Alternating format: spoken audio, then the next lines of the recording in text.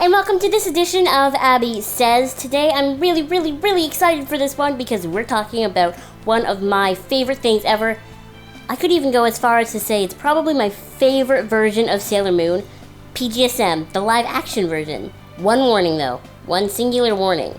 This video is going to be absolutely full of spoilers. So if you haven't seen all of PGSM, the special, the extra acts, and the live show, you should go click away right now and go watch it, all of it, and then come back. So the main point that I wanted to hit with this video is the differences in PGSM to everything else and why it's kind of better. So we're just gonna kind of go through all the characters in like a list and talk about what makes them special.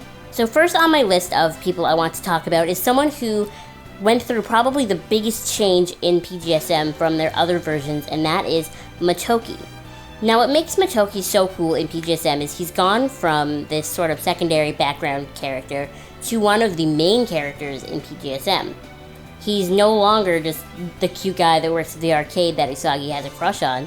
He's very three-dimensional in more ways than one, I guess. We know that Motoki is absolutely obsessed with turtles, and it's hilarious and adorable and silly of him. But we also get to see how he interacts with everybody and what he chooses to say and what he chooses to not say. So he goes on a real date with Usagi and is actually interested in her. Whereas anime Motoki sort of saw Usagi as his younger sister and didn't ever really see Usagi have feelings for him like she did. He is now this dorky, almost male version of Usagi in his silliness and how he chooses to handle situations. We see him, you know, be silly and obsess about turtles, and then in that same episode we can see him be really upset about something and just turn away and try to smile through it and hide it. Like when he gets rejected by Makoto, we see him sort of turn around and just go, alright, cool. And I think that's really important for Motoki's character because it shows that he's very strong, even through his turtle costume. Ikuko is perhaps the only change in PGSM that I don't like. I know that PGSM Ikuko is a fan favorite because she's very silly.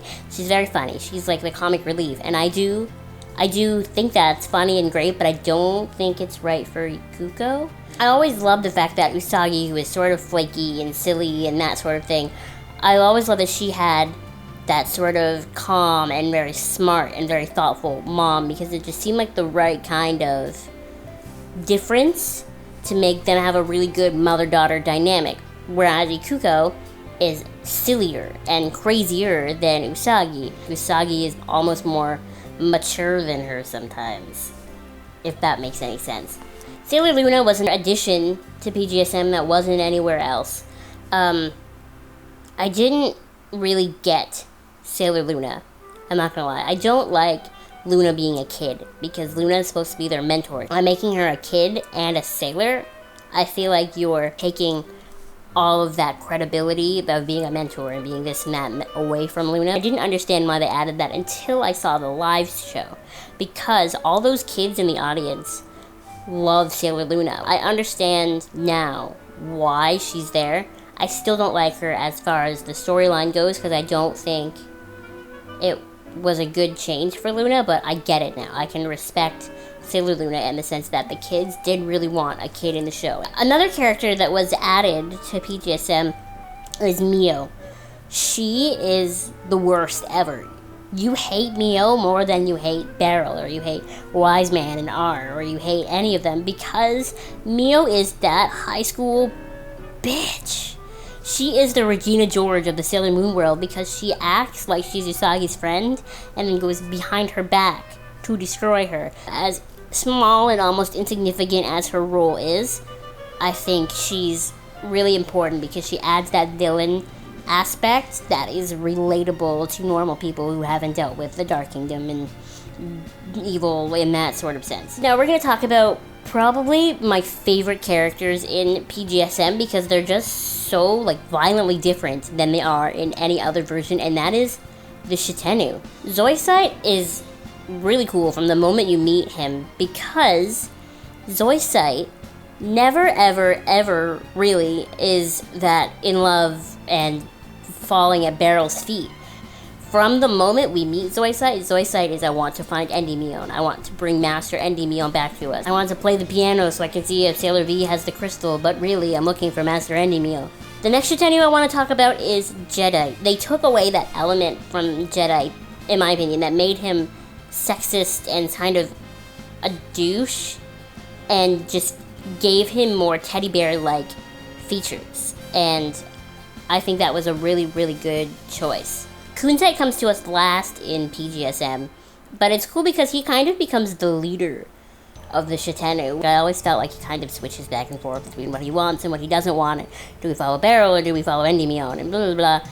But I think that element of him being the boss is what makes Kunzite a very, very cool and interesting character. And we see this, again, very prevalent in Act 0, when they're all the police officers, and it's like my favorite scene in the history of ever, and he's the one that's working the table and trying to calm the rest of them down, and it's just, he's like the mother hen of the Shitenu. And that's what makes PGSM Kunzite unique. The last person in the Shitenu that we have to talk about is Nephrite.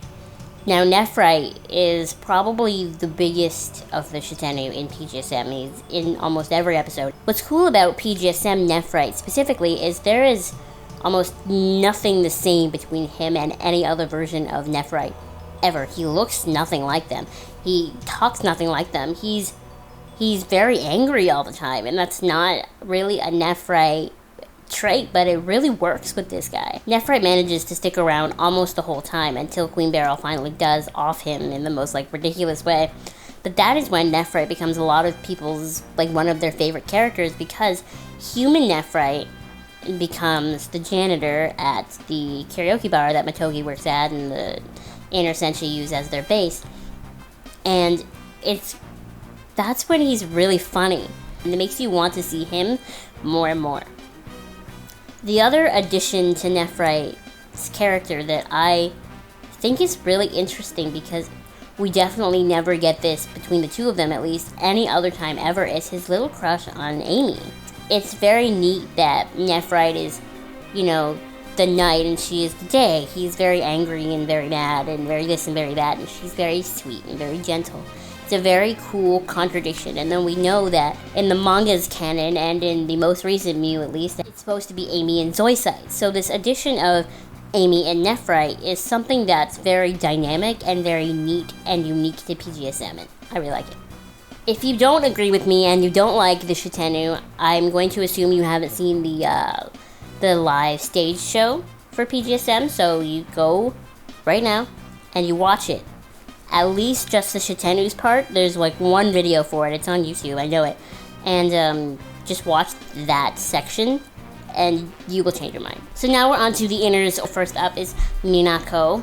The best part about Minako in PGSM, in my opinion, is that she keeps that, leader quality that she's supposed to have that the anime took away from her. The other inners don't really like her originally because she's not willing to be their friend or to really work with them, but she has her mission and she wants to fulfill this mission. And I think adding her medical condition to her as a character was a really bold move, but it turned out really well. Because once you know about it and you know the extent of it and all of that, you're almost left to wonder, is this all this urgency and this, it needs to be done like this and it needs to be done right now? Is this Minako talking, or is this Minako who's running out of time talking? The other element of Minako in PGSM is that they actually made her an idol. We know already that Minako is supposed to be an idol, or was an idol before she was Sailor Venus. They keep that in every version at least a little bit, but they kept that as a prevalent thing in PGSM. She has songs, she goes on tour, and she does this, and she does that, and she's Superwoman in a sense, but she's also dying. So she feels this urgency to do it all now. Next we have Makoto, and I think the actress that plays Makoto in PGSM is perfect. They could not have cast anybody better for Mako. One of my favorite things about PGSM Makoto is that we get to learn a little bit more about her backstory. We see her sort of mental visions of her with her parents and that sort of thing. And it makes it more heartbreaking.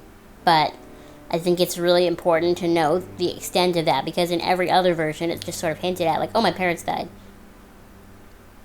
But in this one, we get to see sort of that impact on her, and then she has this whole complex with she's better if she's alone, you know, she's better working through things alone, and she doesn't need anybody around her, and I'm Makoto Kino, so I can do whatever I want to by myself, blah. And that is carried into her relationship with Motoki, and then it's carried into her relationship with the other senshi when she awakens and she thinks that it's better if she's alone. Which, of course, she's wrong. In the end, she knows that she needs other people, and she relies on other people, and it's that whole very cute element of Sailor Moon and friendship and teamwork. But that's the most important thing about Makoto in PGSM, in my opinion, is that we get to see the real extent of how losing her parents affected her. Now, Rei is another one of the senshi who finally gets her full backstory told in PGSM, and we don't get it anywhere else. If it weren't for PGSM, we wouldn't know that her mom died and her dad is a politician or whatever it is that he does. Knowing Rei's backstory makes her an easier character to understand. Her blatant disdain for men is because the main man in her life, her father, is kind of a jerk and left her by herself when her mom died and she was a kid. That's awful. I don't blame her for not being able to come back from that. That's absolutely awful, and I don't think he deserves her forgiveness, to be honest. And then we get to see her interact with Minako, and whether you ship them or not, it's obvious that they're really important to each other, and that sort of friendship, I think, is really important for Rei, because she finally has someone else she's really close to, and that's fantastic for her. But then she loses Minako too, and that shot, that scene where we see her fighting really intensely, and she knows, she's the only one that knows that Minako's gone, and then after the fight's over, she just totally breaks down, is easily the most heartbreaking thing I've ever witnessed in my entire life. Amy is another one of those characters that, in my opinion at least, got a total facelift in PGSM, and I think it's better this way. Amy, if she's so quiet and she's had such a hard time talking to people, she needs to have that insecure aspect that PGSM Amy has. She is, in PGSM, very much so in love with Usagi. Usagi was the first person to really talk to her, and she's very protective of Usagi, and it's very, very adorable. The Dark Mercury arc comes along, which I think is really important for Amy's character, because it sort of does what Black Lady did to Chibiusa. It sort of played on her insecurities and made her evil. It's a great addition to Amy's character. Oh, Mammal-chan. Mamoru didn't really change a lot in PGSM. He's very good at, even when he's delivering the, cheesier lines, of doing so straight-faced, which is very Mamoru, because it's very awkward. It's very strange, and that's Mamoru. Mamoru is awkward and strange and fantastic. His backstory with Hina is another really important addition to his character, because, if you're like me, you've always kind of wondered, his parents die, and then how he is now. But I've always wondered what happened in between. So having Hina means that he was taken in by a family and he's betrothed to this girl, and so that kind of fills in the sort of blanks in our timeline of Mamoru.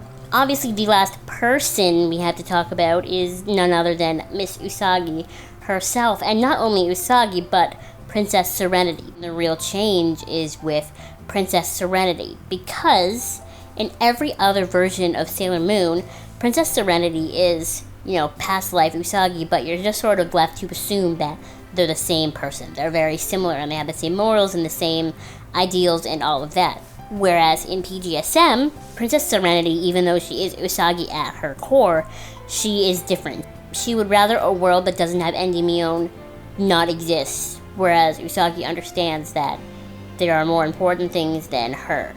Princess Serenity is almost narrow-minded. We see in the one scene where we have Princess Sailor Moon and she's being attacked and she's just throwing the fire everywhere. Whereas I would like to think that Usagi would have tried to contain it, or, at least protect Naru. You see it when Princess Serenity comes out and Usagi's face goes from happy to murder. When Usagi transforms into Princess Sailor Moon, you know that shit is gonna go down. I think Princess Sailor Moon is an extremely cool and creative and awesome idea for PGSM. Now, the last really big change in PGSM that I wanted to talk about today is the silver crystal itself, because the silver crystal in PGSM is, in my opinion, how it should be all the time. Because in every other version, it's in Usagi, or it's her crystallized tears or whatever, and she can do with it as she chooses.